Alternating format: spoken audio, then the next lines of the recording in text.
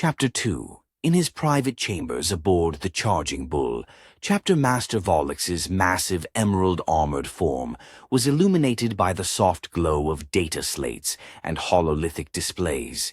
His ebony features creased in concentration as he reviewed the endless reports, moving between documents with practiced efficiency. Resource allocation reports filled one screen: ammunition stores, fuel reserves, spare parts inventory. Another display showed troop dispositions across their 3 vessels: Emperor's Wrath, Sword of Dawn, and the Charging Bull.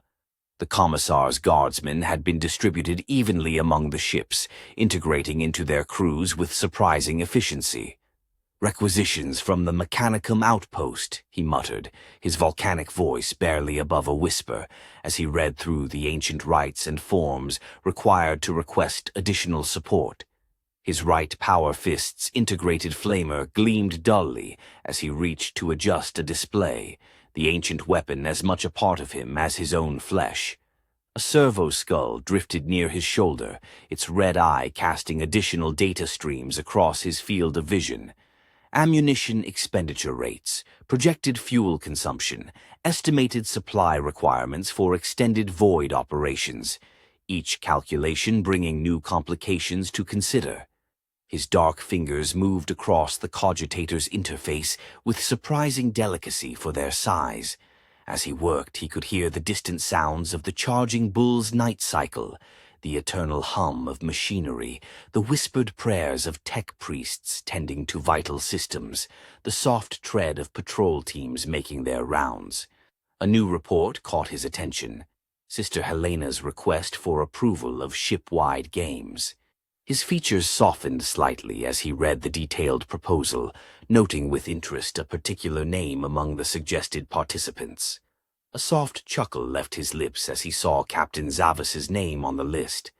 The sound rumbled like distant thunder, fitting for one raised in the volcanic world of Nocturne. He knew full well that no Space Marine captain would volunteer for such an event willingly. Sister Helena's subtle influence was evident here. "Well played, old friend," his volcanic voice murmured as he studied the team composition proposals. His dark fingers traced over the data slate's surface as he considered the implications. Having a captain participate would certainly raise morale across all 3 ships, and perhaps test Zavas in ways that standard combat drills could not. The servo skull bobbed patiently at his shoulder while he contemplated the request. Around him, the Charging Bull's systems continued their eternal work, the background hum of machinery a constant companion to his thoughts. After a moment's consideration, he pressed his thumb to the authorization rune, adding a note: "Approved. Keep team selections confidential until formal announcement." He paused, then added a second note: "Well done, sister." He could almost see the satisfied smile that would cross the old barge mother's face when she received his response. In all their years of void travel, she had never lost her touch for managing both crew and commanders alike. As the night shift bell echoed through the Charging Bull, Chapter Master Volix's massive emerald-armored form moved through the sacred halls toward his private chambers. His heavy footfalls resonated against the deck plates as he walked, acknowledging the greetings of his battle brothers. "Good evening, my lord," called out a veteran Marine, offering a crisp salute as the Chapter Master passed. "Emperor's blessing, Chapter Master," murmured an initiate, bowing his head respectfully. Each greeting was met with a nod or gesture of acknowledgement, his volcanic voice occasionally rumbling a response. His ebony features, darkened by the fires of Nocturne, maintained their stern but paternal expression, the face of a commander who knew each warrior under his command. The night shift crew moved with practiced efficiency around him, preparing for their duties while day shift personnel retired to their quarters. Tech priests genuflected as he passed, their mechadendrites weaving patterns of reverence in the air.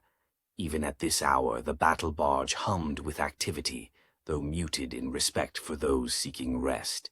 As Volux approached his chambers, he could hear the distant sounds of training cages being secured and prayer halls filling for evening devotions, the eternal rhythm of void ship life continuing under. As the night shift bell echoed through the charging bull, Chapter Master Volix's massive emerald-armored form moved through the sacred halls toward his private chambers. His heavy footfalls resonated against the deck plates as he walked, acknowledging the greetings of his battle brothers. "Good evening, my lord," called out a veteran marine, offering a crisp salute as the chapter master passed. Chapter 3. Deep within the Sword of Dawn, a different kind of battle waged, the constant fight to sustain life in the void. Unlike its sister ships focused on war and command, this vessel served as the fleet's lifeline. Vast hydroponics bays stretched through multiple decks, their artificial suns casting warm light over rows of carefully tended crops. Tech priests moved between the growing stations, their binary cant mixing with the prayers of cultivation as they monitored nutrient levels and blessed the purification systems. In the sealed greenhouse chambers, fruit-bearing trees stretched toward artificial skies, their branches carefully pruned by chapter serfs trained in void agriculture. The air here was thick with humidity and the smell of growing things, a sharp contrast to the recycled atmosphere of standard vessel compartments. The food processing decks hummed with constant activity, even during night cycle. Servitors and crew worked in perfect coordination, transforming the harvests into everything from standard rations to feast day delicacies. The barge mothers supervised these operations with exacting standards, ensuring nothing was wasted. Manufacturing zones occupied the lower decks, where equipment vital to fleet survival was continuously produced and repaired. The clash of machinery mixed with the chants of the Omnissiah as artificers crafted replacement parts for everything from power armor to void suits. Through it all ran the complex network of water purification and recycling systems that kept the growing operations functioning. Every drop was precious, every nutrient cycle carefully monitored. This was where the chapter's connection to humanity was most evident, in the basic tasks of growing food and sustaining life, even as they traveled between the stars. The Sword of Dawn might lack the martial focus of the charging bull or the command presence of the Emperor's wrath, but its role was no less vital. Here, in these fertile decks, the chapter maintained not just its supplies, but its very humanity. Captain Zavis sat upon his command throne aboard the Emperor's Wrath, the data slate in his hands chiming with a new notification. Resource relocation approved, the chapter master's own signature authorizing Sister Helena's proposal for the Hunter's Games. "Well done, sister," he thought to himself, the whispers in his mind seeming to quiet as he contemplated his next move. Now came the challenging part. Selecting a team. The format required one veteran, 2 battle brothers, 2 initiates, and 1 crew member. He began scrolling through service records, considering the balance needed for all 4 rounds of challenges: mind, body, soul, and heart. Brother Tiberius had proven himself adaptable in void operations. Young Marcus's recent discoveries showed promise for the mental trials. The initiates would need careful selection, those who could benefit most from the experience while still contributing to the team's success. As for crew selection, the whispers stirred slightly as he pondered this crucial choice. Someone who understood void ship operations intimately, yet could hold their own alongside Astartes in the challenges ahead. The command throne felt unusually confining as he worked through the possibilities. Somewhere in the darkness beyond their Geller fields, the warp continued its eternal chaos. But here, in this moment, his mind focused on a different kind of challenge entirely. Captain Zavis scrolled through the manifest, studying potential team members for the Hunter's Games. Each name brought its own considerations. For the veteran position, Brother Tiberius stood out. His steady hand in void combat was legendary, But more importantly, his patience with younger Marines could prove invaluable across all 4 trials. His experience in both combat and mentoring would provide a solid foundation. For Battle Brothers, Brother Arcturus, whose methodical approach to combat and precise documentation could prove vital, and Brother Keedon, whose intuitive understanding of both combat and lore might give them an edge in varied challenges. The initiates required careful selection. Initiate Marcus had shown remarkable intellect with his recent research discoveries, his scholarly nature balanced by determination. Perhaps paired with Initiate Doran, the quiet one who spent extra hours in the training cages, always striving to improve. But the crew member selection, this gave him the most pause. The whispers in his mind seemed to stir as he considered various names. They would need someone who understood void ship operations intimately, yet could hold their own alongside Astartes. Someone who could bridge the gap between warriors and crew. Through the viewports, the warp's strange colors continued their dance as Xavis weighed each potential combination. These games would test more than just individual skills. They would challenge the very essence of what made their chapter unique. The ability to forge warriors and crew into a single, cohesive family. Captain Zavis marked down guardswoman Victoria's name, her marksmanship scores, and demonstrated patience under pressure, making her an ideal choice.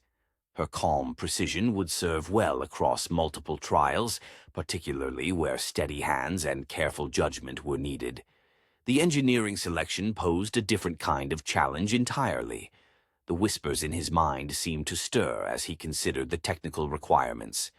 Their chosen engineer would need intimate knowledge of the vessel's composite construction, where ancient systems merged with newer components, how salvaged parts had been integrated over centuries. But beyond mere technical skill, they needed someone who understood the chapter's ways, someone who grasped why each piece of their ships carried meaning beyond its function, who could recite both maintenance rites and chapter histories with equal reverence.